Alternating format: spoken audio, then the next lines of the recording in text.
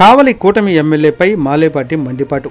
కూటమి ఎమ్మెల్యే కావ్య కృష్ణారెడ్డి మాట తప్పాడంటూ మీడియా ముందు సుబ్బానాయుడు ఆవేదన వ్యక్తం. పార్టీ కోసం మొదటి నుంచి కష్టపడ్డ మాలేపాటి బ్రదర్స్పై కక్ష సాధింపులు కరెక్ట్ కాదంటూ టీడీపీ మాజీ ఇన్ఛార్జ్ ఆవేశం.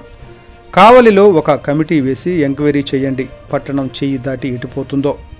కావలి నియోజకవర్గంలో తెలుగుదేశం పార్టీని కష్టకాలంలో నిలబెట్టింది మాలేపాటి బ్రదర్స్. కానీ పార్టీ కోసం కష్టపడిన మాకు తగిన గౌరవం ఎక్కడా?